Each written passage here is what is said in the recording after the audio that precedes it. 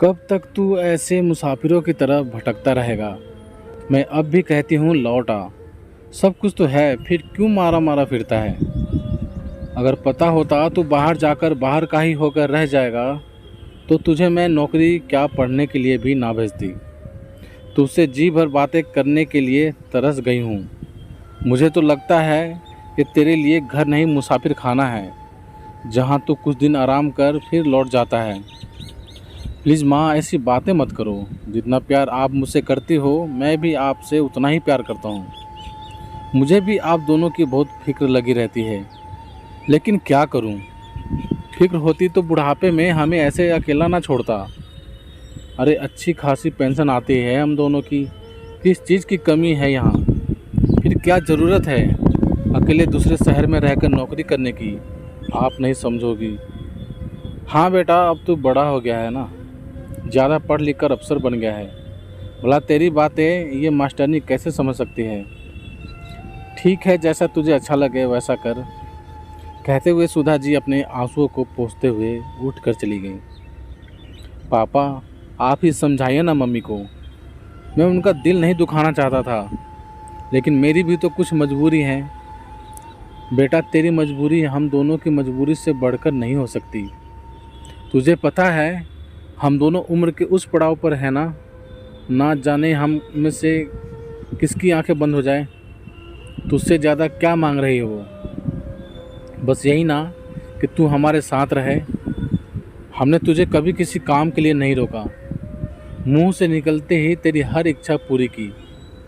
हम स्वार्थी नहीं बेटा, बस इतना चाहते हैं कि उम्र के आखिरी दौर में तुम हमारे साथ रहो। पापा, मैं भी चाहता हूँ, लेकिन क्या करूँ चाहकर भी। बेटा, एक लड़की ने तुझे धोखा दिया तो इसका मतलब ये तो नहीं कि सभी ऐसी ही होंगी। अपने इर्द गिर्द जो तुमने दीवार खड़ी कर ली है उससे बाहर निकलो। देखो, दुनिया बहुत खूबसूरत है। यहाँ बुरे से ज़्यादा अच्छे इंसान भी हैं, बस नज़र चाहिए। मैं समझ रहा हूँ पापा, और मैं कोशिश करूँगा कि जल्द से जल्द उस दुख को भुलाकर आप लोगों के पास लौट आऊँ। अपनी सप्ताह भर की छुट्टियाँ ख़त्म कर रोहन फिर से लौट गया। वो दिल्ली में नौकरी करता था। ऑफिस पहुंचते ही उसकी असिस्टेंट जिया ने मुस्कुराते हुए उसका स्वागत किया। कैसी छुट्टियां रहीं सर? अंकल आंटी कैसे हैं? हाँ, छुट्टियां मज़ेदार रहीं। मम्मी पापा दोनों ठीक हैं, लेकिन हर बार की तरह उनकी एक ही रट, वापस लौट आओ। हाँ, सही तो कहते हैं आपके मम्मी पापा। हर माँ बाप इस उम्र में अपने बच्चों को सामने देखना चाहते हैं। यही तो समय है जब उन्हें हमारी ज़रूरत है। कितना कुछ करते हैं उम्र भर वो हमारे लिए, और हम इतने स्वार्थी हो जाते हैं कि उनकी छोटी सी इच्छा भी पूरी नहीं कर पाते।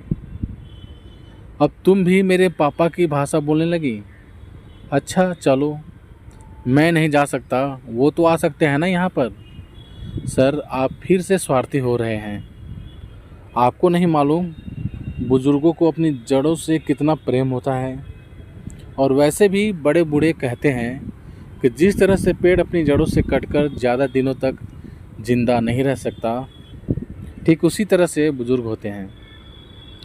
तुम तो छोटी सी उम्र में बड़ी बड़ी बातें करती हो। वैसे जिया, तुम्हारी इतनी अच्छी क्वालिफ़िकेशन है और नौकरी का भी इतने सालों का एक्सपीरियंस है, तो तुम प्रमोशन क्यों नहीं लेती? सर, मुझे ऐसी तरक्की नहीं चाहिए जो मुझे अपने माता पिता से दूर करें। आप तो जानते हो ना उनकी हालत। तो क्या तुम सारी उम्र शादी नहीं करोगी? नहीं सर, शादी ज़रूर करूँगी। मेरी मम्मी पापा का तो सपना है कि वो अपने जीते जी मेरी शादी देखें। लेकिन जो मुझे मेरे मम्मी पापा के साथ स्वीकार करेगा वही मेरा जीवन साथी होगा।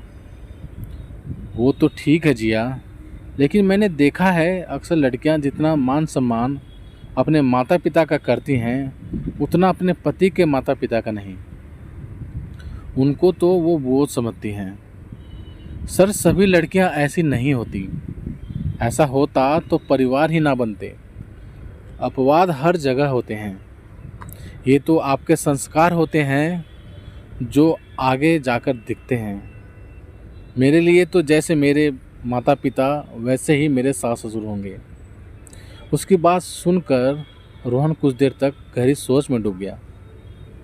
सर, किस सोच में डूब गए आप? जिया, अगर आज से मैं तुम्हारे मम्मी पापा की जिम्मेदारी ले लूं और तुम मेरे मम्मी पापा की जिम्मेदारी ले लो तो कैसा रहेगा? मैं समझी नहीं सर।